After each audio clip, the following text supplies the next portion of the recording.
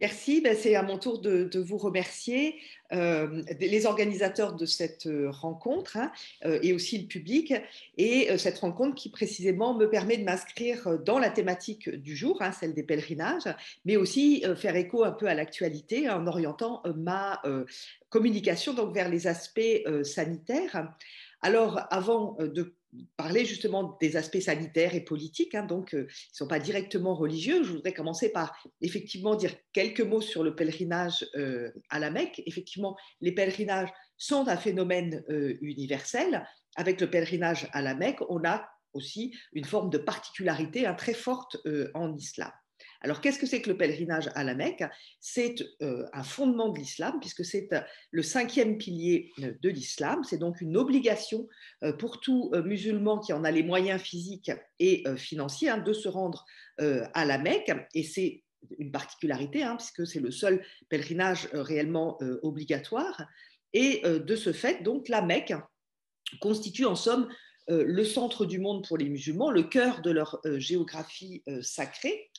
Mais même au-delà de cette obligation canonique, hein, et, aller au pèlerinage à la Mecque, c'est une aspiration fondamentale pour tous les croyants musulmans.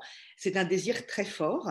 Et ce tropisme vers la Mecque, hein, il est exprimé non seulement effectivement par le phénomène massif annuel du pèlerinage, mais aussi donc par un autre pilier de l'islam, hein, qui est la prière, au cours de laquelle, 5 fois par jour, donc, les musulmans se tournent vers la Mecque et son sanctuaire sacré, la Kaaba.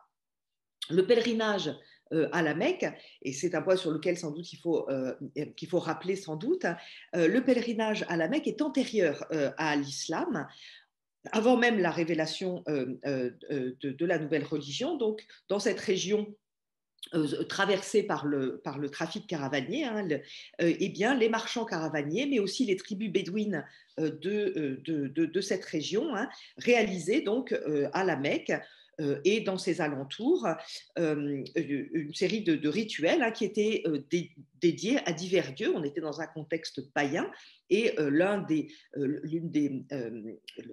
points de cristallisation de ces rituels était justement la Kaaba, où se trouvait une pierre noire qu'on appelait un bétil à l'époque, c'est-à-dire qu'on allait donc auprès, enfin, il y avait des rituels qui se réalisaient auprès de pierres sacrées hein, qui représentaient divers dieux.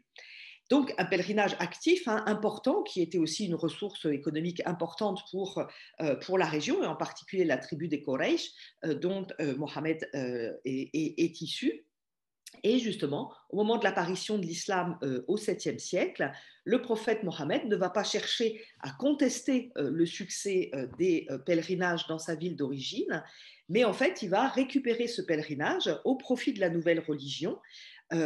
Et pour ce faire, l'année de sa mort, en 632, il se rend à la Mecque et réalise donc le pèlerinage en empruntant les rituels antérieurs et en liant d'ailleurs les deux moments rituels qui se déroulaient antérieurement. Une partie se déroulait à la Mecque, en particulier avec une circumambulation autour de la Kaaba, donc ce sanctuaire sacré, et qu'on appelait la Omra. Et il lie à ce phénomène un autre moment qui se passait à l'extérieur de la Mecque, en particulier dans deux lieux qui s'appellent Arafat et Mina, série de rituels qui étaient clôturés par un sacrifice. Donc ici, vous avez sur cette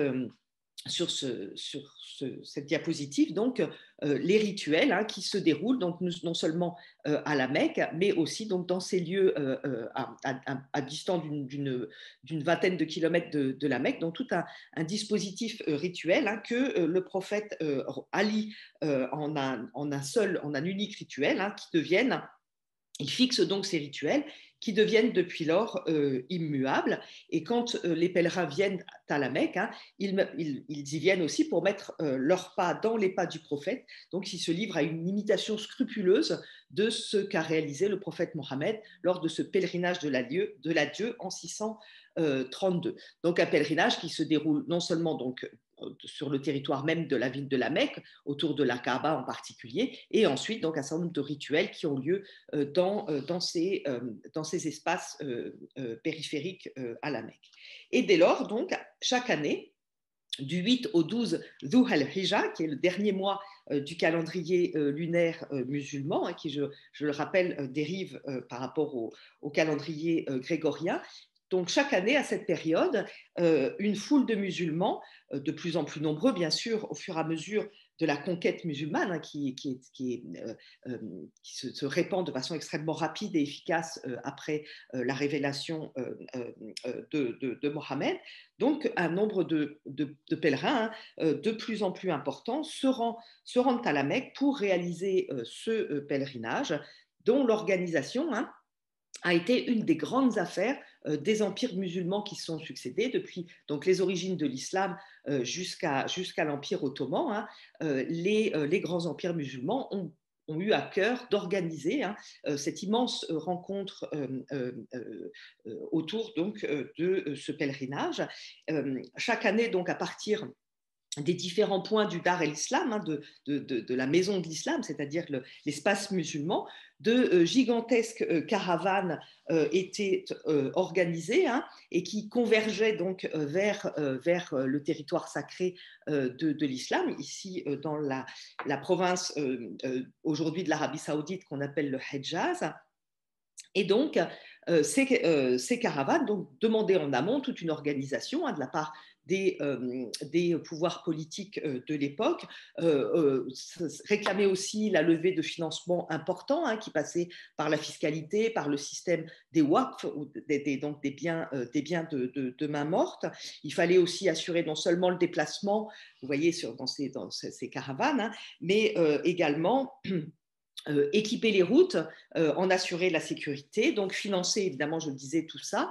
Et donc, c'est tout un système complexe économique et politique, hein, qui existait autour de cet événement annuel qui était le pèlerinage, avec aussi une dimension politique importante, hein, où il y avait des délégations de toutes les régions musulmanes, hein, qui se rendaient et se rencontraient au sein du territoire sacré, et la puissance des différents pouvoirs musulmans. Ici, par exemple, le pouvoir ottoman a été symbolisé en fait par ces palanquins qu'on appelle le mahmal, et qui donc exprimaient, donc qui étaient promenés en procession, hein, dans l'espace du pèlerinage pour manifester, là en l'occurrence, la puissance de l'Empire ottoman. Donc, le pèlerinage à la Mecque, hein, les pèlerinages de façon générale, sont un phénomène massif, hein, qui dépasse de beaucoup la seule dimension religieuse de l'événement, même si celle-ci est évidemment fondamentale. Mais donc, les pèlerinages sont ce qu'on pourrait appeler un fait social total, hein, qu'on verra donc justement discuter de façon différente au cours de cette journée, un fait social total où on peut lire donc les multiples dimensions du social, du politique, de l'économique. Donc ce sont des phénomènes extrêmement complexes. Donc dans ce champ assez immense, hein, je vais m'arrêter aujourd'hui sur une période d'un siècle en fait, hein, de la moitié du 19e siècle en gros jusqu'à la moitié du 20e siècle, donc à l'époque contemporaine, au cours de laquelle le pèlerinage musulman devient un enjeu international majeur à l'intersection de préoccupations sanitaires et politiques. À cette époque, en effet, c'est-à-dire dans le courant du 19e siècle, essentiellement donc vers la moitié du 19e siècle, se produit un changement majeur dans les affaires du pèlerinage qui cesse d'être une affaire purement musulmane. Jusqu'alors, donc je le disais, ce sont les grands empires musulmans qui géraient cette rencontre formidable, et les caravanes, le déplacement, l'organisation qui entourait cet événement religieux. À partir du 19e siècle, le pèlerinage musulman cesse d'être une affaire purement musulmane pour trois raisons essentielles. D'abord, en raison de la révolution des transports, au cours du 19e siècle, hein, les caravanes vont céder la place aux navires à vapeur. L'apparition de la navigation à vapeur se fait dans les années 1830, hein, dans les mers du monde, mais il y a une accélération surtout à partir de 1870, l'ouverture du canal de Suez aussi, qui permet d'augmenter donc la circulation en général et celle des pèlerins en particulier. Et cette révolution des transports, hein, par la navigation à vapeur, eh bien, c'est un business, hein, qui est dominé par les compagnies étrangères de navigation, donc le déplacement vers la Mecque ne se fait plus dans le cadre des caravanes qui étaient donc prises en charge, organisées par les pouvoirs musulmans, mais donc bien souvent par des compagnies étrangères de navigation. Le deuxième facteur de changement fondamental, c'est évidemment la colonisation, puisque la majorité des peuples musulmans vont peu à peu, au XIXe siècle, tomber sous domination coloniale, ce qui évidemment change la donne. Et puis le troisième facteur de changement, sur lequel on va s'arrêter un peu aujourd'hui, c'est l'entrée du regard de ce qu'on pourrait déjà appeler, même si c'est un peu anachronique, la communauté internationale. Au XIXe siècle, la communauté internationale est en train de se structurer, justement autour de la question des épidémies, on va le voir, et elle va justement s'attacher donc à lutter contre le risque sanitaire lié au pèlerinage, qui apparaît précisément aussi en ce milieu du XIXe siècle, pour des raisons assez logiques. C'est que l'accélération des transports, l'augmentation des flux, accélère la circulation des épidémies, et donc c'est ce qui va faire l'objet un peu de notre attention aujourd'hui. Et donc, c'est bien cette articulation entre la dimension sanitaire, le risque de contagion épidémique, et les craintes des puissances coloniales quant au pouvoir subversif de la rencontre de tous les musulmans du monde à la Mecque. Donc là, on a une contagion, on a la crainte d'une contagion politique, sur laquelle je reviendrai en deuxième partie, qu'on va voir plus en détail. Donc, dans un premier temps, donc, je vais m'arrêter sur la question du péril sanitaire, tel que l'exprimaient les puissances européennes à l'époque. Et ensuite, dans une deuxième partie, donc, je m'arrêterai sur la métaphore de la contagion politique. Donc, la question sanitaire, les observateurs européens de l'époque considèrent que l'Europe se trouve à la merci du pèlerinage à la Mecque, c'est-à-dire mise en danger par le pèlerinage à la Mecque.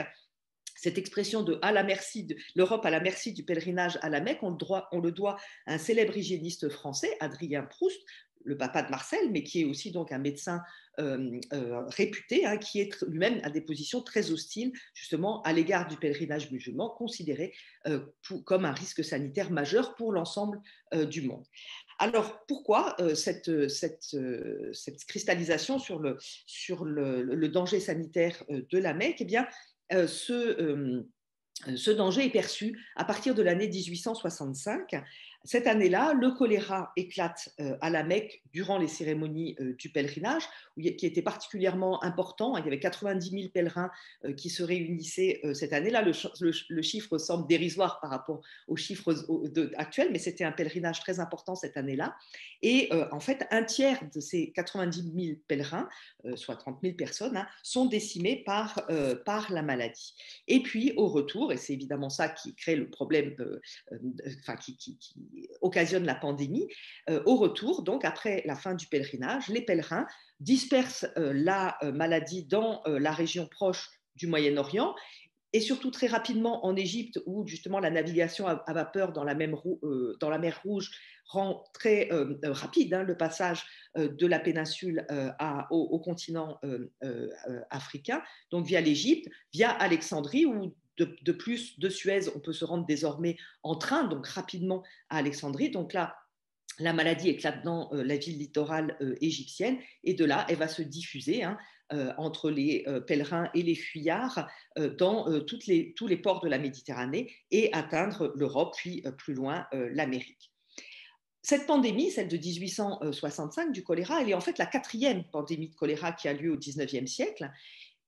Et jusqu'alors, en fait, on s'était assez peu préoccupé, du moins en Europe, du rôle du pèlerinage dans la propagation du choléra. Ça n'avait pas retenu tellement l'attention des Européens. Pourquoi? Eh bien parce que au cours des premières pandémies, le choléra n'avait pas pénétré en Europe par cette voie-là. La première pandémie, d'abord, celle de 1817-1823, la première fois que le choléra, qui est originaire du Bengale en Inde, sort de son milieu d'origine pour se diffuser de façon relativement restreinte cette première fois dans le monde. Donc il touche évidemment la Mecque, mais il n'atteint pas l'Europe. Donc, l'Europe s'en était relativement peu préoccupée, considérant que c'était un problème du Sud. Par contre, la deuxième pandémie, elle se répand jusqu'en Europe, provoquant d'ailleurs un choc psychologique extrêmement profond, puisque cette épidémie renvoyait, alors que la peste avait disparu depuis le début du XVIIIe siècle, hein, l'arrivée d'une nouvelle maladie, le choléra, entraîne un choc donc profond qui renvoie donc le vieux continent à une vulnérabilité, hein, réelle, en dépit du fait que l'Europe se voyait protégée par son haut degré de civilisation. Mais donc, lors de cette seconde pandémie, le choléra est pénétré en Europe par la voie du Nord, ce qu'on appelle, c'est-à-dire par la Perse, l'Asie centrale et la Russie. C'est aussi, il y a eu une troisième pandémie en 1846-1865, où là, le choléra prend aussi le même chemin du Nord, hein, par l'Asie centrale et la Russie pour pénétrer en Europe. Or, la pandémie, la quatrième de 1865, elle change considérablement la donne, puisque pour la première fois, la responsabilité du pèlerinage est mise au jour, puisque c'est à partir des ports de la Méditerranée que le choléra s'est répandu en Europe. Et dès lors, les puissances européennes vont s'attacher à contrôler les flux de pèlerins, et ce qui s'avère finalement relativement plus facile et plus ciblé que de bloquer le passage des épidémies dans les grands espaces stépiques, hein, de l'Asie centrale et de la Russie. Ici, on peut plus facilement canaliser une population spécifique. Alors, ce choléra de 1865, il alerte évidemment les Européens, qui vont désormais s'inquiéter du rôle du pèlerinage à la Mecque dans cette diffusion des maladies. Mais par ailleurs, donc, le choléra de 1865 va venir donner une impulsion décisive à une expérience qui a commencé quelques décennies auparavant, et qui est donc le premier internationalisme, comme on pourrait l'appeler. En effet, dans les années 1830, en Europe, et notamment avec le retour du risque épidémique, hein, lié à l'apparition du choléra lors de cette seconde épidémie qui pénètre en Europe en 1831-1832. Donc à partir de cette date, les États européens commencent à se dire qu'un problème commun, partagé comme celui des épidémies, hein, comme nous-mêmes nous l'expérimentons donc dans cette épidémie actuelle, un problème commun partagé comme celui des épidémies devrait pouvoir être pris en charge et réglé en commun, c'est-à-dire en discutant ensemble d'un problème commun et d'essayer de le régler ensemble. Et de fait, la lutte contre les épidémies va être en fait le premier dossier politique à être traité au niveau international. Alors, il faut considérer qu'à cette époque-là, il s'agit d'un internationalisme très limité, hein, limité aux puissances européennes, bien entendu. Et donc, celles-ci vont se dire qu'il serait pas mal d'harmoniser les législations sanitaires européennes, qui sont à cette époque-là assez diverses. Et surtout, l'objectif, c'est finalement qu'en Europe, en ce début du 19e siècle, qui est aussi le moment du grand boom commercial de la première mondialisation, hein, eh bien que les législations sanitaires européennes qui légifèrent sur la quarantaine, hein, puisque à ce moment-là, hein, le seul, c'est des modalités, disons, pragmatiques, hein, qui sont mises en place, c'est la quarantaine, donc l'arrêt des bateaux et l'examen des voyageurs et des marchandises, hein, un système empirique donc, qui a été mis en place depuis le Moyen-Âge et qui donc fonctionne depuis lors, mais qui fonctionne en entravant le commerce. Et donc, dans cette Europe du 19e siècle, hein, qui entend bien continuer son développement économique, eh bien, dans le contexte de cette époque, les quarantaines, hein, apparaissent comme des entraves au développement du commerce. Et donc, l'idée, c'est d'essayer de justement limiter, hein, ces entraves au commerce. Et pour ce faire, donc, les puissances européennes convoquent la première conférence sanitaire internationale qui a lieu à Paris en 1851. Et ce qui est notable, hein, c'est que c'est la première structure de négociation diplomatique internationale dans un contexte non conflictuel. Habituellement, jusqu'alors, les pays se mettaient ensemble et discutaient au niveau diplomatique, hein, pour régler des problèmes de guerre ou de paix. Mais là, c'est un dossier social, politique, hein, celui des épidémies, qui suscite donc cette première conférence.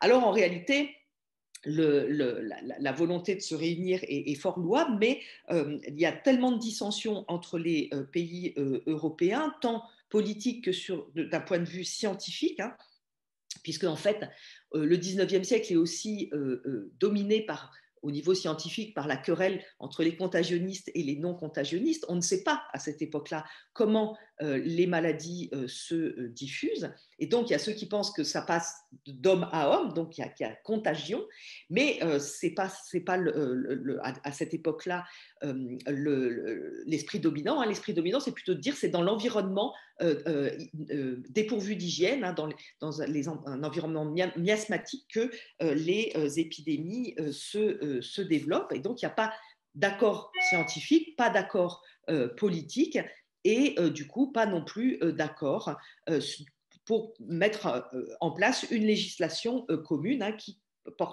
concernerait tous les pays d'Europe. Il y a une seconde conférence qui a lieu en 1859 où les Européens ne parviennent pas plus à s'entendre pour mettre en place une législation commune. En revanche, après le choléra de 1865, parti de la Mecque, parti rediffusé, redispatché en fait dans le monde à partir du pèlerinage de la Mecque, les Européens vont enfin parvenir à se mettre d'accord. Alors, non pas pour harmoniser leur propre législation sanitaire, hein, ils ont beaucoup de difficultés à dépasser la notion de souveraineté nationale, hein, donc d'adopter des lois partagées, même si tous, évidemment, tendent à vouloir limiter donc, les quarantaines en Europe même, de façon donc à libérer les flux commerciaux. Et du coup, leur idée, alors, ils n'arrivent pas à se mettre d'accord sur une législation qui porterait sur l'Europe. En revanche, ils arrivent à se mettre d'accord sur le principe qui consiste à faire porter le poids du contrôle des épidémies sur la rive orientale de la Méditerranée et plus spécifiquement sur les flux de pèlerins, considérés donc comme les principaux vecteurs, hein, des épidémies, le principal groupe à risque sur lequel donc il faut focaliser l'attention et les mesures de contrôle. C'est ce qu'on appellerait aujourd'hui l'externalisation du problème. Hein. On va donc franchir la Méditerranée pour essayer de bloquer les épidémies là où elles se trouvent, c'est-à-dire donc sur l'espace ottoman, qui est aussi l'espace de circulation des pèlerins. Et face au choc donc, du choléra de 1865, une nouvelle conférence sanitaire internationale est convoquée à l'invitation de la France, mais cette fois-ci, elle se tient en 1866 à Istanbul, parce qu'il s'agit effectivement de pointer la responsabilité de l'Empire ottoman dans le risque épidémique lié au pèlerinage, hein, puisque c'est sur le territoire ottoman que se trouvent les villes saintes d'une part, et c'est pour l'essentiel donc des sujets ottomans ou dans l'espace ottoman que circulent les pèlerins. Donc, l'Empire ottoman est invité donc à participer pleinement au dispositif de protection de l'Europe contre les épidémies. Hein, et donc, il s'agit de concevoir une barrière de défense pour protéger l'Europe et la contagion par le choléra. Donc, la conférence d'Istanbul met en place un dispositif de contrôle des flux pèlerins qui ne concerne que les pèlerins de la Mecque et pas les autres pèlerinages qui peuvent avoir lieu dans le monde, et qui va être mis en place, hein, sur le terrain à partir des années 1870 et atteindre son plein développement au tournant du siècle. Et la mise en œuvre sur le terrain de ce dispositif que je vais décrire, hein, se fait avec l'appui de conseils de santé. Il y en a un à Alexandrie en Égypte et un à Istanbul. On l'appelle Conseil de santé de Constantinople, hein, puisque c'est la façon dont les Européens désignent la capitale ottomane. Donc un conseil à Alexandrie, un autre à Istanbul, qui sont des institutions étrangères, hein, greffées en fait sur les dispositifs sanitaires ottomans et égyptiens, qui sont qui sont mis en place donc dans les années 1830, justement pour lutter contre le choléra, l'arrivée du choléra, et qui sont constitués en grande majorité d'étrangers, hein, des consuls étrangers, des médecins étrangers, et donc ils ont un pouvoir très important dans le domaine des relations extérieures et de la santé, mais ils sont dirigés donc par des étrangers. Et ces conseils de santé donc, vont être mobilisés à partir des années 1870 comme filière d'ingérence en fait, des pays européens dans la gestion des questions sanitaires liées aux épidémies en Égypte et dans l'Empire ottoman, et tout particulièrement donc, pour contrôler les pèlerins de la Mecque. Alors, quel est le principe de ce dispositif qui est pensé lors de la conférence sanitaire internationale de 1866 et mis en place donc sur le terrain? Eh bien, il s'agit en fait d'encadrer l'entrée et la sortie de la mer Rouge par deux formidables lazarets, hein, stations quarantenaires, hein, qui sont installés l'un à l'entrée donc de la mer Rouge, l'autre à la sortie, de ce qu'un auteur a désigné comme étant des citadelles sanitaires de la mer Rouge. En effet, le foyer d'origine du choléra est en Inde. Donc l'idée, c'est qu'il faut d'abord empêcher qu'il n'arrive, il ne pénètre donc dans le territoire sacré au moment du pèlerinage. Donc on arrête les pèlerins venant du sud, c'est-à-dire pour l'essentiel les pèlerins d'Asie, hein, on les arrête dans un lazaret, hein, qui se trouve installé donc sur une île à proximité de Bab el-Mandeb, qui s'appelle Camaran. Donc ce lazaret de Camaran, qui est construit en 1880 et qui est géré, disons, par le Conseil sanitaire de Constantinople.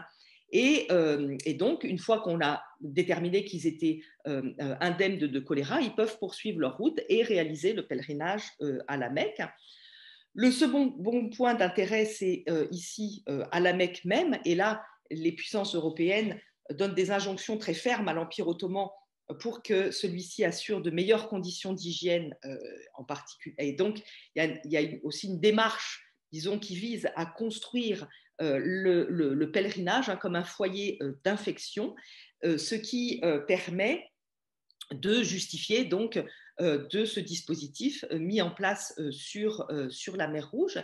Et donc, les rituels du pèlerinage sont stigmatisés comme étant dangereux, hein, du point de vue sanitaire, alors même que, disons, que la démarche pèlerine implique l'ihram, la prise de l'ihram, c'est-à-dire de rentrer dans un système de pureté religieuse, mais en revanche, du côté de la pureté sanitaire, hein, celle de l'hygiène, les conditions sont évidemment très loin d'être idéal. Et du coup, il y a la focalisation un peu sur deux points d'inquiétude particuliers. La première, c'est l'eau du puits de Zemzem, hein, qui est Zemzem, c'est donc un puits et dont les pèlerins aiment à consommer l'eau et ensuite à la ramener dans des fioles dans leur pays d'origine auprès de leur famille, puisqu'elle est porteuse de baraka, hein. Et donc là, c'est évidemment, on connaît le rôle de l'eau, hein, dans la transmission du choléra.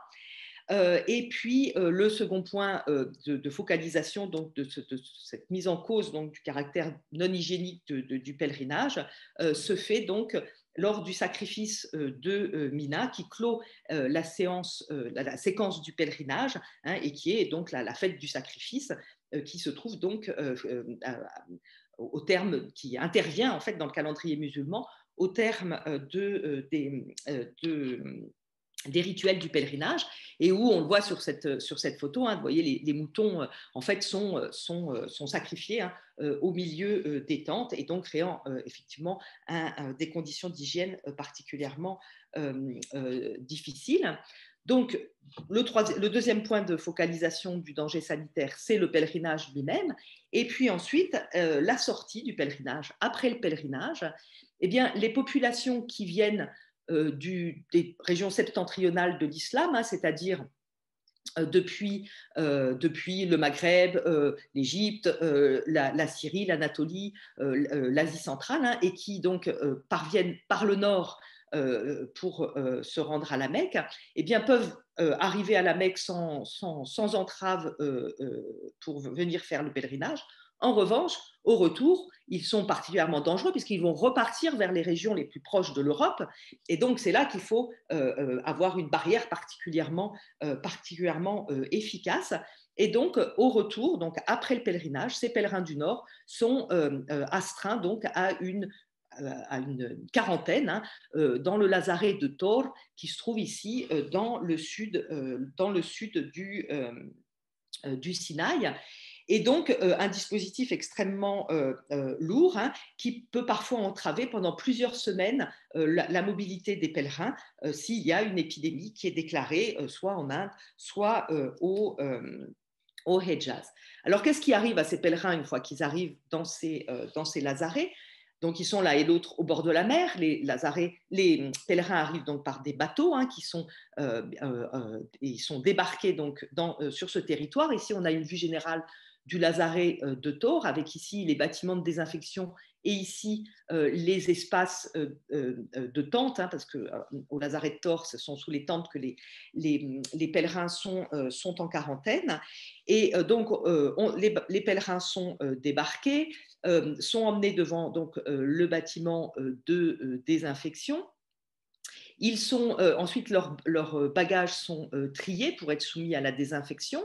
Eux-mêmes sont soumis donc à une désinfection corporelle, à une douche obligatoire. Puis les vêtements, les biens, leurs bagages sont soumis aussi à la désinfection dans ces grandes étuves donc à vapeur.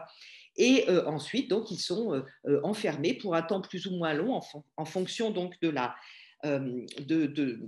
la situation épidémique de la région, soit donc dans des tentes, comme c'est le cas au lazaret de Tor en Égypte, dans le Sinaï, soit donc dans ce qu'on appelle des harish, c'est-à-dire des huttes en roseau de la région de Bab el-Mandeb, donc sur l'île de Camaran, où sont donc internés les pèlerins qui viennent du sud. Et donc, ce dispositif, donc extrêmement lourd et coercitif, est initié et géré en plus donc par la communauté internationale, va être inscrit à partir de la fin du 19e siècle, des années 1890, dans la législation sanitaire internationale.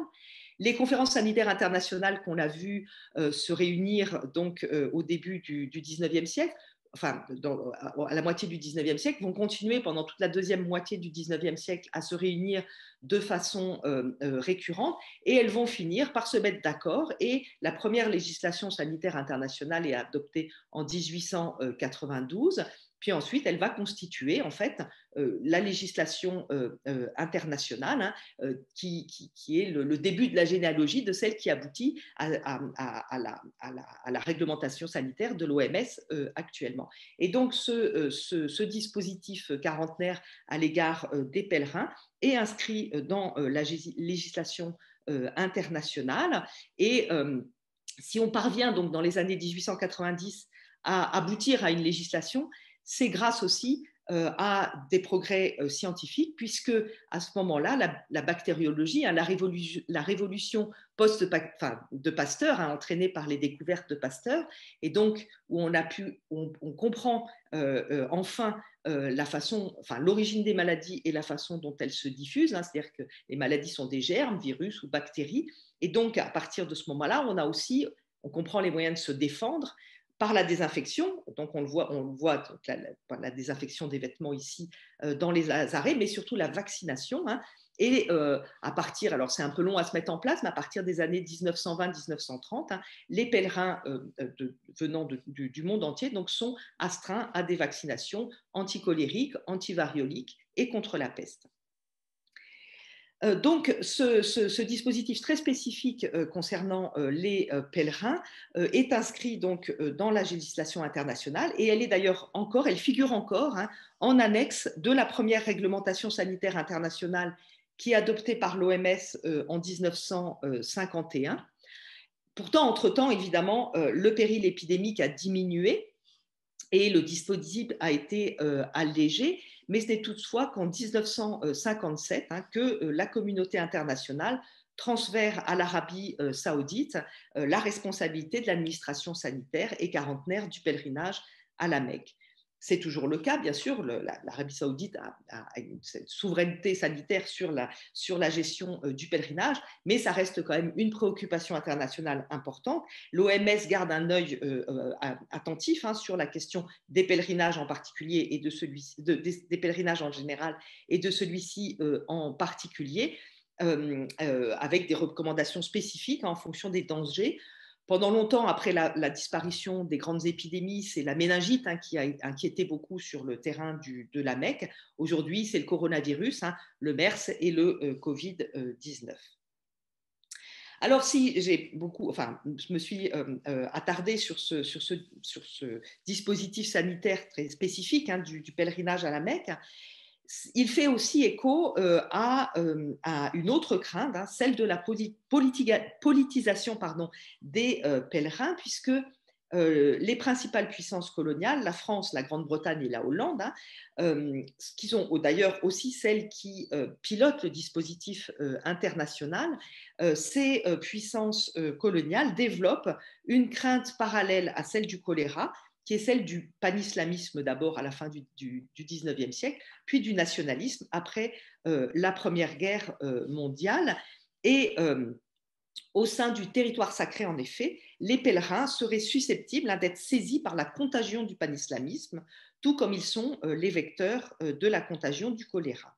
Et donc, c'est une métaphore, donc, ce que j'évoquais en titre, la métaphore de la double contagion, qui est très souvent mobilisée dans les écrits européens sur le pèlerinage à la Mecque. Et donc, je vais beaucoup plus brièvement que dans la première partie développer donc cette seconde partie sur la contagion politique et cette métaphore donc qui s'articule aux problèmes sanitaires. Évidemment, la colonisation change le statut des pèlerins qui désirent se rendre au lieu saint de l'islam. Jusqu'alors, les pèlerins musulmans n'avaient d'autre obligation que leur propre volonté finalement d'entreprendre le voyage, qui se réalisait dans un espace unifié par les empires musulmans, y compris l'Empire ottoman. Avec la colonisation, ils vont se déplacer désormais dans un espace qui est doté de frontières, et dès lors, il faut des autorisations dans la plupart des lieux de départ. Il faut un contrôle administratif qui se met en place avec, par exemple, la délivrance de passeports ou du moins de documents de voyage. Et c'est évidemment pour le pèlerinage une forme tout à fait inédite de contrôle. Par ailleurs, chacun des principaux espaces colonisés qui ont des populations musulmanes, donc essentiellement l'Algérie pour les Français, l'Inde pour les Anglais, l'insule Inde ou l'espace malais pour les Hollandais, dans la plupart des cas, donc, les puissances coloniales ont rencontré d'emblée des résistances qui s'expriment précisément au nom de l'islam. Du coup, la méfiance à l'égard du caractère mobilisateur de l'islam s'impose dans toutes les administrations coloniales, et de ce fait, le pèlerinage, qui est le creuset où viennent se rencontrer les musulmans du monde entier, le pèlerinage va être d'emblée considéré avec suspicion par les puissances coloniales, qui craignent que les pèlerins d'ailleurs renforcer ce qu'on appelle alors leur fanatisme religieux et donc leur hostilité au pouvoir colonial. Et c'est d'autant plus le cas que le Hedjaz, l'endroit de cette province ottomane où se situent les villes saintes, le Hedjaz est une sorte de boîte noire où les puissances coloniales n'ont pas d'accès. Le territoire sacré est interdit aux non-musulmans. Et donc, le dernier endroit où peuvent être les Européens, c'est ici à Djeddah, où il y a des consuls, évidemment, des principales puissances coloniales, qui cherchent à travers des informateurs à savoir ce qui se passe donc, dans cette boîte noire du territoire sacré, et qui font de multiples rapports issus d'informations parfois douteuses qu'ils envoient à leur hiérarchie en Europe. Mais du coup, ces portes fermées du Hedjaz en font un espace propice aux rumeurs, et de façon récurrente, donc les consuls transmettent à leur hiérarchie des craintes de complot, de mobilisation au cours du pèlerinage, qui viseraient donc à monter les pèlerins à leur retour contre les autorités coloniales, sans d'ailleurs que cela soit jamais avéré.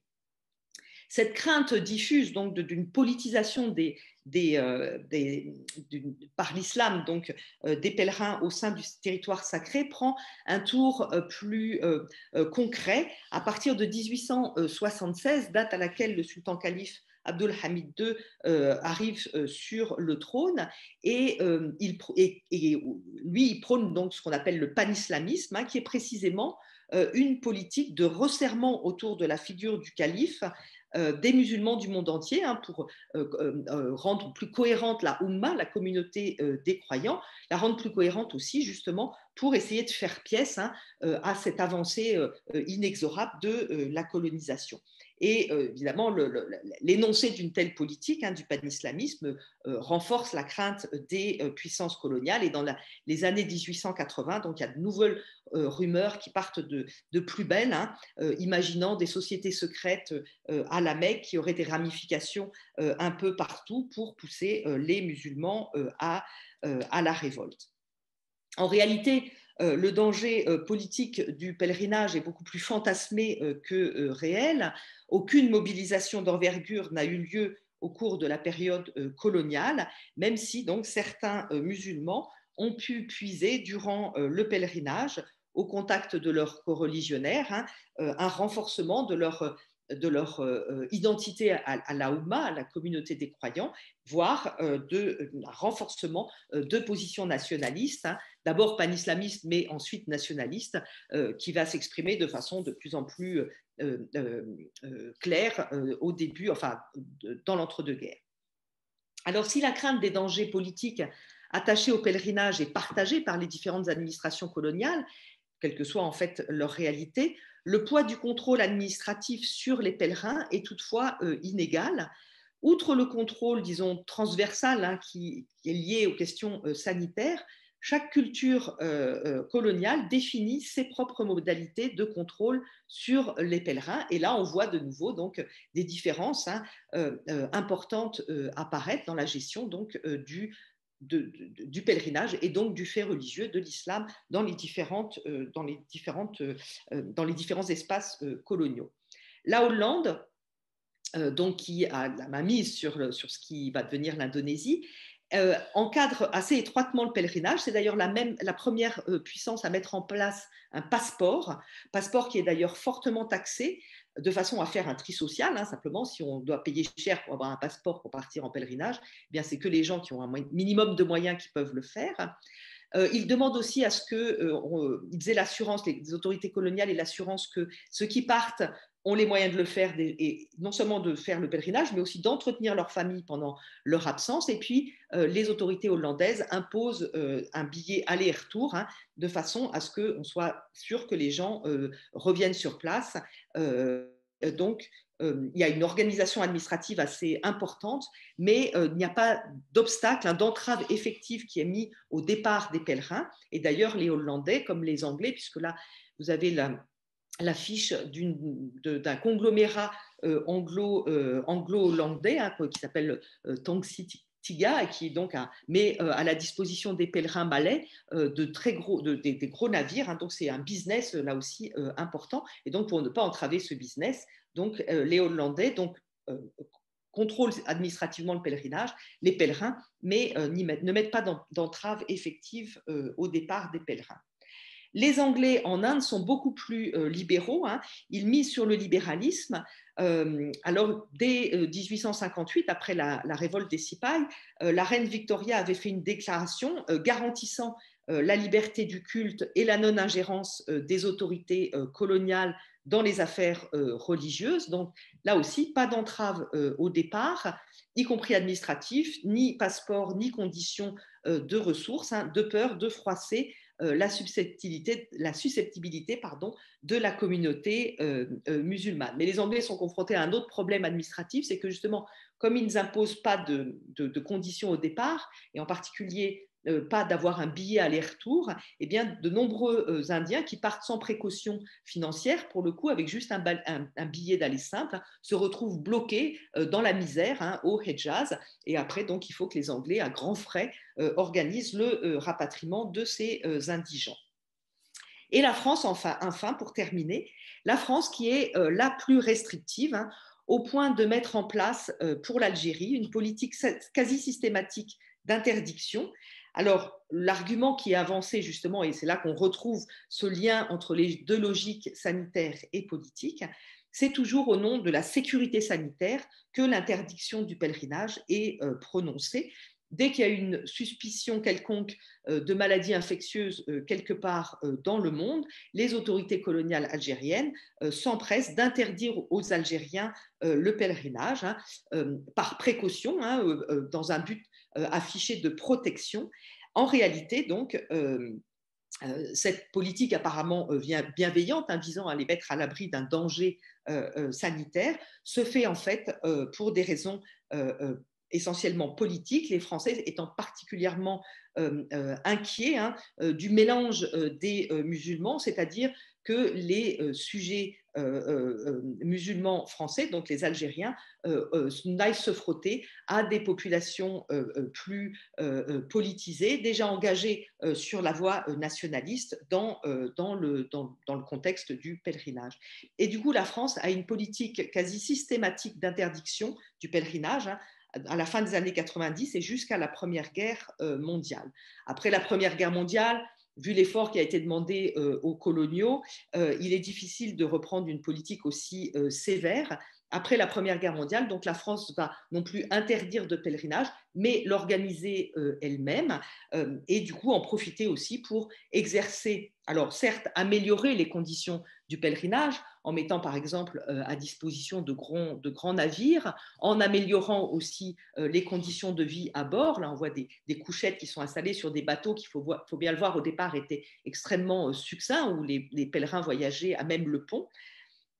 Et donc, il y a donc une volonté d'amélioration, mais dans le même temps, donc, la France continue à avoir une politique extrêmement malthusienne, ne distribuer qu'un nombre de passeports de pèlerinage extrêmement restreint, puisque l'encadrement, enfin l'organisation, finalement permet aussi de continuer ce contrôle administratif très étroit donc sur les pèlerins, notamment dans les années 1930, avec la montée en puissance du nationalisme, la crainte du nationalisme étant venue remplacer celle du panislamisme. Et il y a évidemment une filtration des indésirables, c'est-à-dire de ceux qui manifestent donc des positions nationalistes.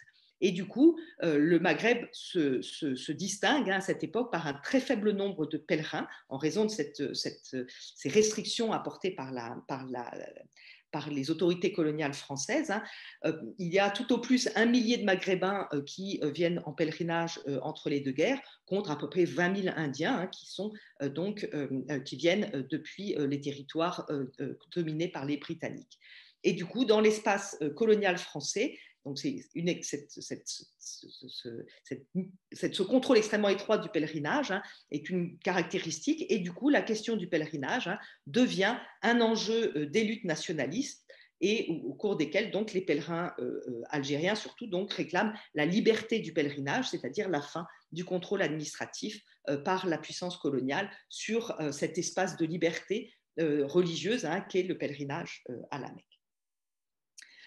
Donc, pour conclure rapidement, depuis le milieu du 19e siècle au milieu du 20e siècle, le pèlerinage à la Mecque s'est trouvé placé sous le contrôle de puissances non musulmanes, les puissances coloniales d'une part et la communauté internationale naissance d'autre part, les deux se recoupant d'ailleurs largement. L'entrisme international donc se fait au nom de l'argument sanitaire, le pèlerinage étant perçu donc comme une menace de contagion pour l'Europe. Et de ce point de vue, donc le choléra de 1865 permet de trouver une cible facilement identifiable, les pèlerins de la Mecque, et de concentrer sur ces flux de pèlerins les mesures quarantenaires qui, du coup, sont levées en Europe. Donc, c'est bien une externalisation à laquelle on assiste. En Europe, plus de quarantaine, mais on met en place donc ce qu'on appelle le système anglais, c'est-à-dire celle du suivi des voyageurs. On ne les immobilise pas. On se préoccupe de savoir où est-ce qu'ils vont aller pour savoir s'ils vont devenir cas contact, ou s'ils vont créer donc une possibilité de contagion dans les lieux où ils se rendent. Mais l'argument sanitaire, on le voit aussi, est mobilisé par certaines puissances coloniales, et notamment la France, qui se caractérise par cet usage de la métaphore sanitaire pour imposer donc un contrôle administratif extrêmement rude sur les pèlerins sous domination coloniale française, et en particulier les Algériens. Et donc, on voit à travers cet exemple un phénomène comme le pèlerinage à la Mecque, aussi massif et fondamentalement religieux qu'il soit, est extrêmement perméable donc à des dimensions politiques, et se trouve au fil du temps et de l'histoire donc soumis à des conditions extrêmement différentes en raison des pouvoirs qui pèsent sur ces grandes manifestations religieuses. Je vous remercie.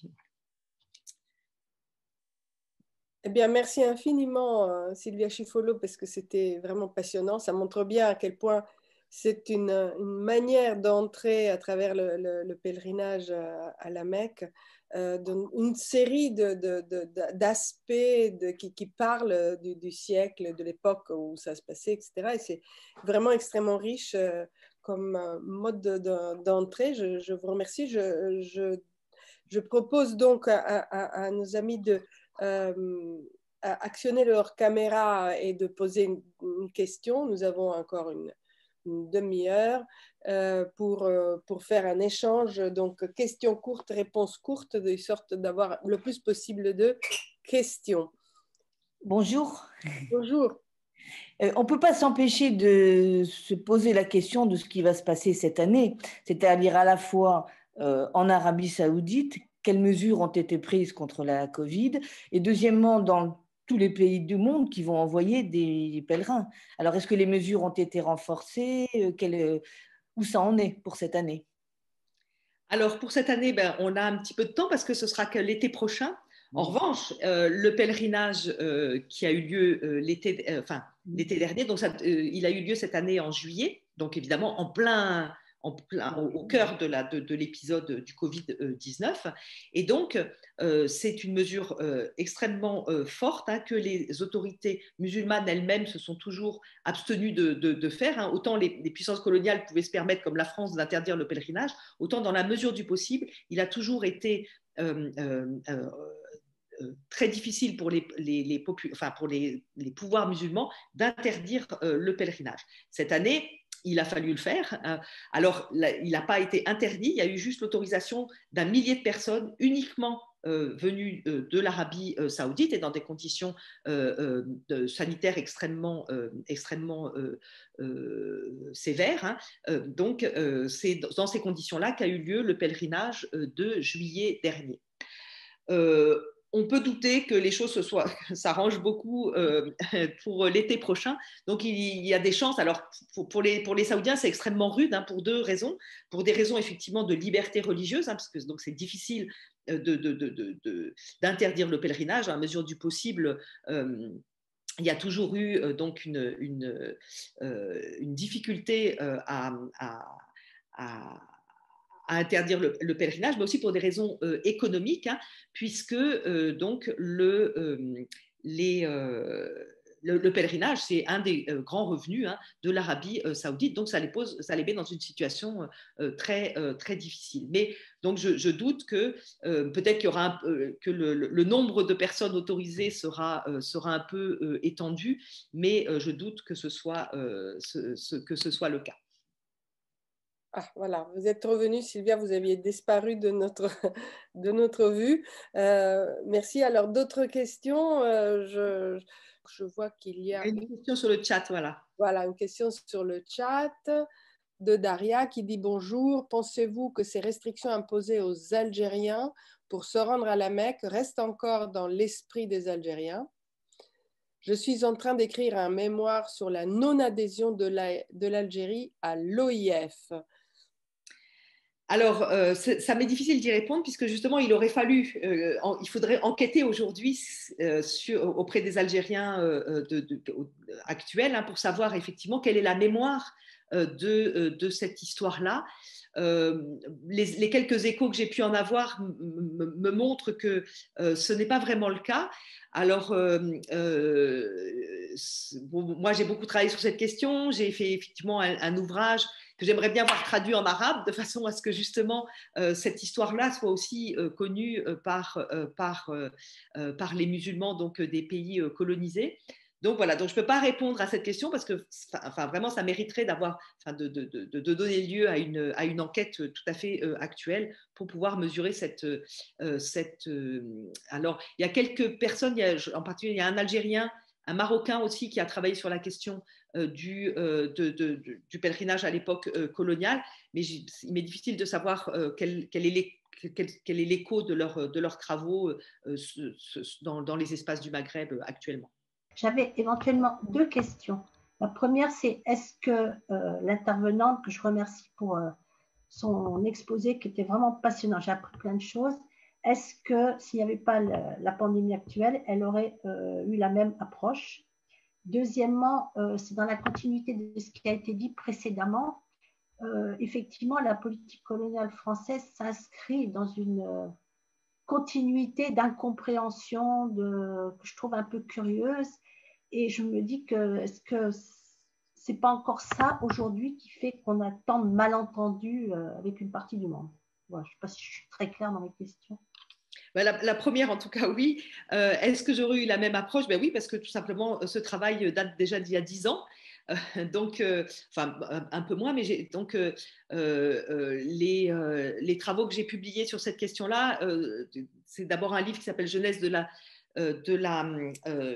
la politique sanitaire internationale de la peste d'Orient à l'OMS, qui est sorti en 2012, et ensuite un ouvrage plus spécifiquement sur la question du pèlerinage, où je reprends toutes ces questions sanitaires, qui est sorti en 2015. Donc vous le voyez, c'était tout à fait antérieur à la crise actuelle. Simplement, la crise actuelle a réactivé finalement l'intérêt, et d'ailleurs j'ai été sollicitée ces derniers temps parce que justement j'avais travaillé antérieurement sur cette question-là. Donc effectivement, l'approche que j'ai, de fait, elle n'est pas liée à la crise actuelle, hein, c'est juste que la crise actuelle la mise, disons, dans le cœur de l'actualité, alors même qu'à l'époque où ces travaux sont sortis, effectivement, il n'y avait pas cette dimension d'actualité, hein, et comme beaucoup de travaux universitaires étaient passés relativement inaperçus, et c'est bien la situation actuelle, hein, qui la remet d'actualité, et du coup qui me permet d'en parler, mais finalement toute cette réflexion-là, elle a été menée il y a pas mal d'années de ça, puisqu'aujourd'hui je travaille effectivement sur des questions un peu différentes, sur les questions du temps. Alors, la politique de l'islam, effectivement, on est frappé par la difficulté, hein, qu'a eu la France, peut-être plus encore effectivement que les autres nations coloniales, hein, la Hollande et la Grande-Bretagne, qui n'ont pas été évidemment dans l'idéal, hein, loin s'en faut, hein. L'islam a toujours constitué un problème pour les nations coloniales parce que par incompréhension, par difficulté. D'autant plus que donc les résistances, hein, surtout dans l'actuelle Indonésie et au Maghreb, hein, se font au nom de l'islam. Hein, donc ça reste évidemment un problème important pour à l'époque coloniale. Aujourd'hui encore, hein, et justement parce que les politiques actuelles, elles reposent finalement aussi sur toute cette généalogie, hein, de difficultés à gérer en fait la question de l'islam, hein. C'est sans doute aussi cet héritage-là qui amène à une sorte de continuité de l'incompréhension et de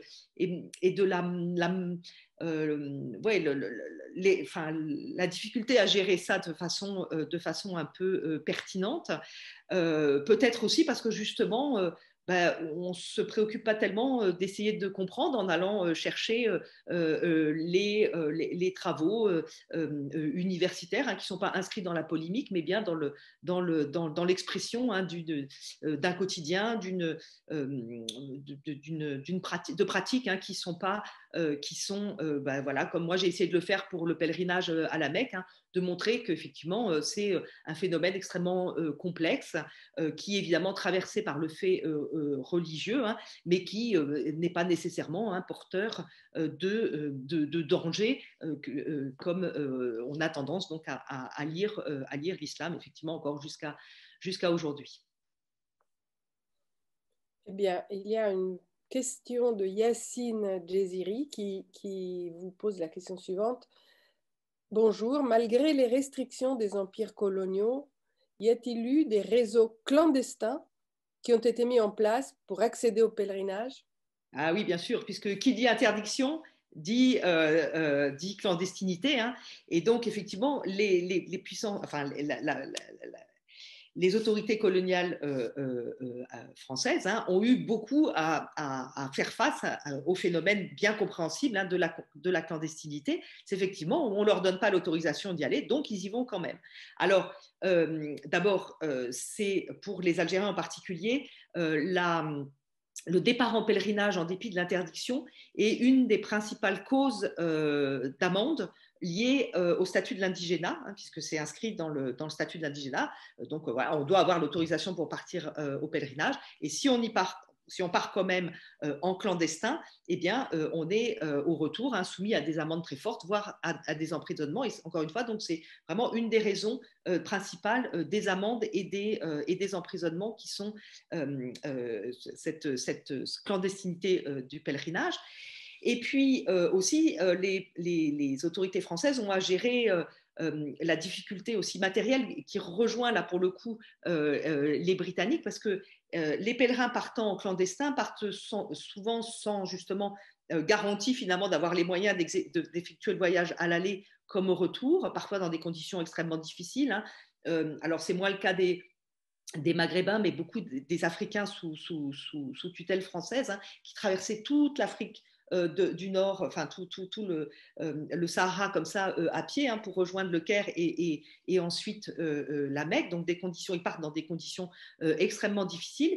Et pour un certain nombre de Maghrébins, donc ensuite ils se retrouvent bloqués, un peu comme à l'image de ces Indiens dits indigents, hein, qui se retrouvent bloqués au Hedjaz, hein, sans revenus, dans l'impossibilité de rentrer chez eux. Et du coup, là, en fait, et c'est pour ça qu'il y a, y compris dans l'administration coloniale française, il y avait des débats sur cette question de l'interdiction. On se disait, mais c'est contre-productif. Nous semblons, les gens partent en clandestin, mais comme on a quand même l'obligation de venir au secours de nos sujets musulmans, eh bien, c'est nous qui devons payer le rapatriement de ces clandestins. Donc, effectivement, à côté de la politique d'interdiction, il y a aussi tout le champ de la clandestinité, hein, que j'évoque dans l'ouvrage sur le pèlerinage, et qui, évidemment, est le pendant, hein, de l'interdiction. Merci, merci. Est-ce qu'il y a d'autres questions? Moi, j'aurais une petite question. Je peux éventuellement vous la poser maintenant s'il n'y a pas d'autres envies plus pressantes. En fait, les pèlerinages, en général, on verra dans la suite de la journée que les choses sont plus complexes que ça, mais sont le fait de populations plutôt homogènes, c'est-à-dire les catholiques entre catholiques, les musulmans entre musulmans, etc. Or, cette homogénéité n'existe absolument pas à la Mecque au moment du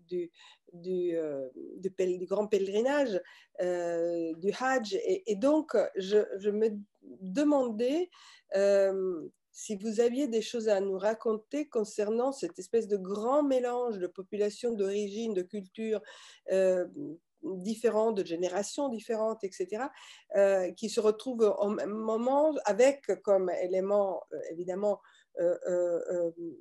qui doit faire cohésion vraisemblablement, qui est celle de l'appartenance à l'islam et le fait d'être ensemble dans un des piliers, disons, de la religion. Mais je ne peux pas imaginer qu'il n'y ait pas quand même des formes de vivre le pèlerinage très différentes selon de quel type de culture on provient. Si on vient de l'Inde, si on vient de l'Asie du Sud-Ouest, si on vient du Maghreb, du Moyen-Orient, etc. Donc, est-ce qu'il y a des choses à dire là-dessus, ou finalement la dimension musulmane, au sens de l'islam universel, prévale? Donc, effectivement, c'est une question fondamentale. Hein. L'exemple du pèlerinage à la Mecque a en particulier été mobilisé par les anthropologues, par Turner, qui donc est un anthropologue qui a beaucoup travaillé sur la question du pèlerinage et qui a mis en avant, disons, le concept de communitas, hein, qui serait justement ce moment des pèlerinages où les populations se retrouveraient unies, hein, en effaçant les clivages et les différences qui font les sociétés d'origine des pèlerins, mais à partir du moment où ils se retrouvent dans le pèlerinage, évidemment, la Mecque apparaît comme un des exemples les plus évidents, d'autant plus qu'il y a cette uniformisation par l'ihram, c'est-à-dire que les pèlerins, en arrivant à la Mecque, doivent donc se vêtir de ce costume blanc, donc il y a aussi donc cette soit d'uniformité visuelle, hein, du vêtement blanc. Alors, donc, effectivement, le pèlerinage peut apparaître comme un exemple paradigmatique de la communitas, mais outre le fait que la communitas a été contestée dans d'autres situations pèlerines, y compris au pèlerinage à la Mecque, où on pourrait peut-être effectivement penser à la réalité de cette communitas. Il s'agit de la Oumma, donc de cette communauté des croyants qui serait associée, hein, dans un même élan, finalement, gommant les différences. Mais donc, ça relève donc plus de l'imaginaire, hein, que de la réalité, parce que si on regarde effectivement la réalité du pèlerinage, en fait, les segmentarités se retrouvent dans le pèlerinage, segmentarité genrée, hein. Les femmes, pendant très longtemps, elles ont été très peu nombreuses au pèlerinage, hein. C'est-à-dire que, par exemple, dans un cas comme dans la France, on parlait tout à l'heure, en raison de l'interdiction, dans une situation malthusienne, évidemment, on ne va pas autoriser les femmes, encore moins les femmes, hein. C'est les hommes qui ont évidemment le privilège. Donc, pendant très longtemps, évidemment, les hommes ont été de façon écrasante majoritaire. C'est plus le cas aujourd'hui. Donc, des différences genrées, des différences sociales. Il y a la façon de vivre le pèlerinage entre quelqu'un qui a les moyens et qui va, alors à l'époque sur laquelle j'ai travaillé moi, aller être reçu chez un lettré ami avec qui on est en correspondance depuis longtemps, ou dans une TKI, donc une caravansérail organisée, et celui qui va dormir dans la rue, c'est évidemment des façons très très différentes de vivre le pèlerinage, même si de fait les rituels, eux, sont réalisés de la même façon par tout le monde. Mais dans la vie, dans le quotidien même du pèlerinage, il y a des différences fondamentales dans la façon de le vivre.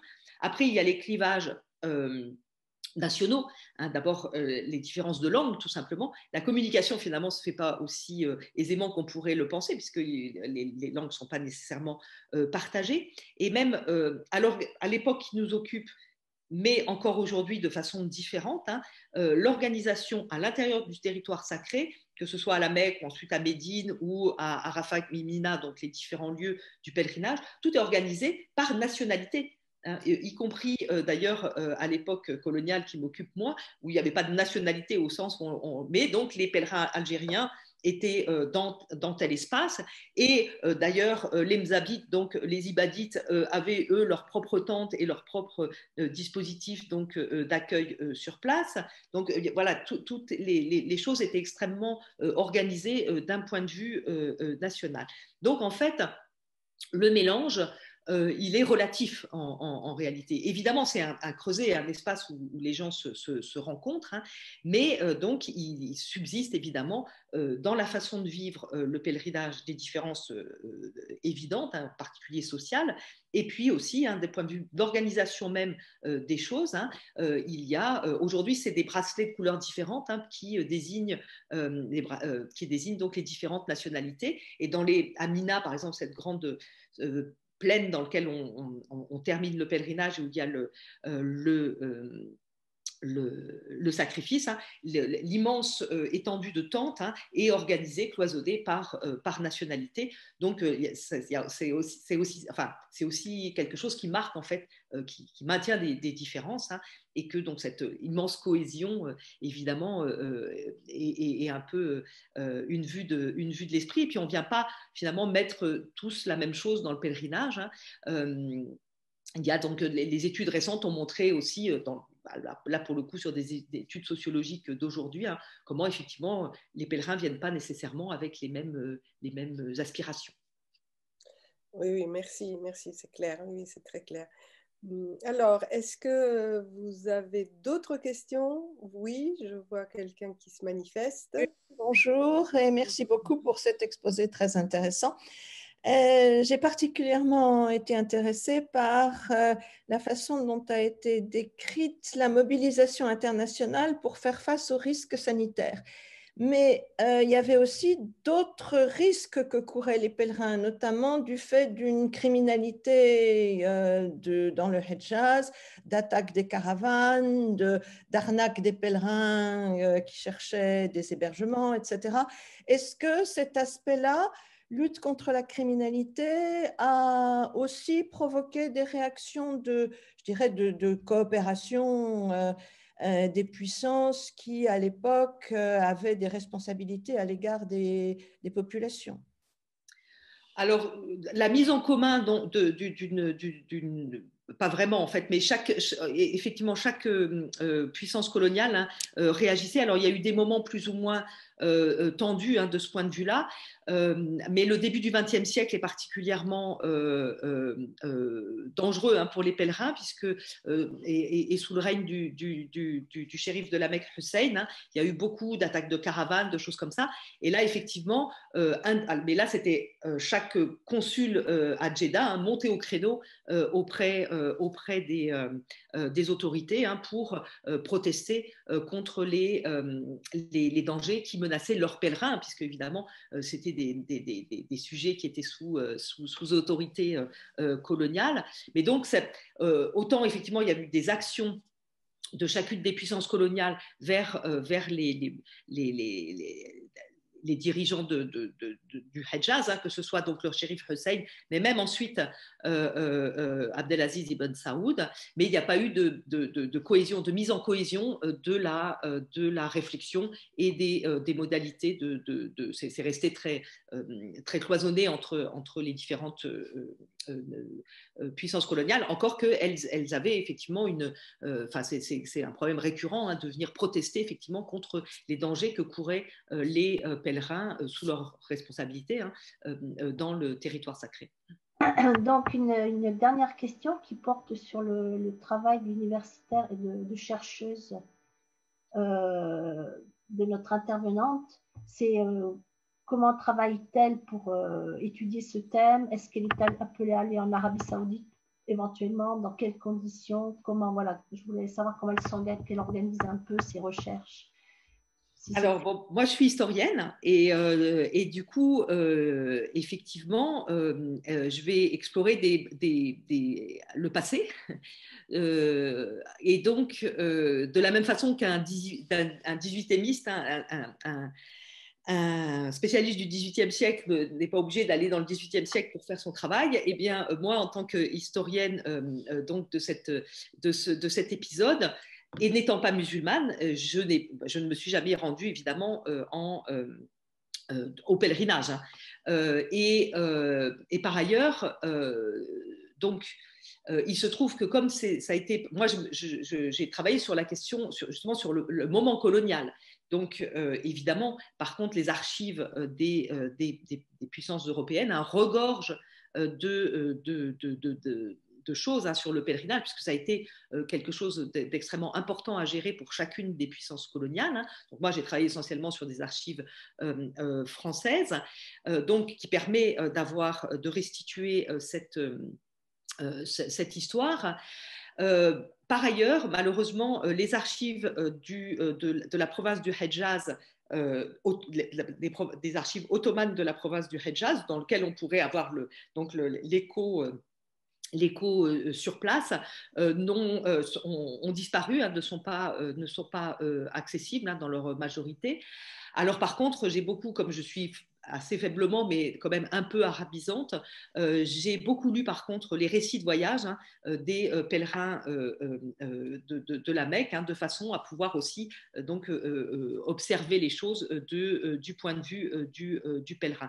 Mais de fait, donc d'une part, en tant qu'historienne, de la même façon que je ne peux pas me rendre dans le passé, je suis pas tenue non plus de me rendre sur les lieux, et a fortiori au pèlerinage, puisque de toute façon, donc n'étant pas musulmane, je n'aurais pas accès à cet épisode. Oui, je voulais vous demander, madame, si s'il y a des musulmans qui donc ont pu faire le pèlerinage et se rendre à la Mecque, qui ont écrit sur ce sujet, enfin des chercheurs, des historiens. Alors oui, bien sûr. Une vision du cœur, une vision du cœur du pèlerinage, quoi, puisque les non-musulmans ne peuvent pas s'y rendre. Voilà. D'où la très grande importance comme source pour moi des récits de voyage à la Mecque. Il y en a eu il y en a eu toute une série à l'époque où moi j'ai travaillé, donc je m'en suis évidemment beaucoup inspirée, encore une fois, pour avoir justement le regard des pèlerins et pas seulement le regard des autorités coloniales. Donc ça, pour moi, c'était très, très précieux. Donc, il y a tout ce qu'on appelle des rihlat, c'est-à-dire des rihlat al-Hijaziyya, des voyages à la Mecque, des voyages au Hejaz, qui sont une source extrêmement importante. Mais par contre, ce sont des récits. C'est pas des études sur le pèlerinage ou des études historiques. Ce sont des récits de voyage extrêmement importants. Beaucoup plus récemment, vous pouvez trouver dans un ouvrage qui s'appelle Une saison à la Mecque Hamouda, son nom est un anthropologue, Abdallah Hamouda, un anthropologue marocain qui a fait donc le pèlerinage à la Mecque en tant qu'anthropologue, donc en tant que musulman bien sûr, mais aussi qui a eu une lecture anthropologique de ce moment de pèlerinage. Et donc l'ouvrage, oui pardon, Abdallah Hamoudi, merci Manoël. Abdallah Hamoudi, et donc qui a fait donc cette étude anthropologique. Et il y en a certainement d'autres. Là, c'est le seul qui me vient à l'esprit. Il y a aussi un doctorat qui a été fait récemment en sociologie. Et donc là aussi le nom va m'échapper, c'est Sahir, son nom de famille, et qui a justement fait une étude. Alors lui, en tant que politologue, disons, ou sociologue et politologue, il a, en tant que musulman, pu aller à la Mecque et enquêter donc auprès de pèlerins et déterminer donc un certain nombre de figures de pèlerins dans ces études. Mais là, c'est des choses qui sont beaucoup plus récentes. En revanche, à l'époque sur laquelle moi j'ai travaillé, donc ce sont des récits de voyage qui permettent de restituer l'intérieur du pèlerinage. Merci. Robichon, vous réintervenir, je vous en prie. Je reviens en réaction à l'intervention de Véronique. Il existe un livre que j'ai lu il y a quelques années qui doit être disponible. Alors j'ai oublié le nom de l'auteur, mais c'est un officier français musulman d'Algérie qui a été envoyé à la Mecque par les autorités coloniales pour faire un rapport administratif sur la façon dont ça se passait. Il y a notamment l'aspect sanitaire qui est traité, il y a aussi l'aspect brigandage et arnaque dont je parlais tout à l'heure. Et c'est un témoignage, je crois que c'est 1907, l'année de son pèlerinage. Donc je pense que c'est disponible pour ceux que ça intéresse. Il y a aussi effectivement un certain nombre de la littérature grise, ce qu'on appelle, c'est-à-dire effectivement des rapports de gens, de médecins, d'officiers musulmans aussi, qui ont été mobilisés par les autorités françaises pour accompagner, parce que donc à un moment, alors les Anglais ont été précurseurs de ce point de vue-là, de se dire, on va faire accompagner aussi les pèlerins par des officiers musulmans, de façon à ce qu'ils puissent pénétrer dans le territoire sacré et en faire, et donc nous faire retour de ce qui s'y passe. Les Français ont fait ça un peu plus tardivement, mais effectivement, il a pu avoir à certaines périodes un officier musulman qui accompagnait les pèlerins et qui produisaient des rapports à leur retour, et aussi donc des médecins musulmans qui ont été sollicités. Alors peut-être que là, les noms m'échappent et je ne vais pas les retrouver dans l'immédiat, mais évidemment, il y a un certain nombre de références qu'on peut-être on pourra indiquer quelque part dans le récit de cette journée. Bien, ben écoutez, je pense qu'on est arrivé au terme de cette première partie de notre journée concernant les pèlerinages.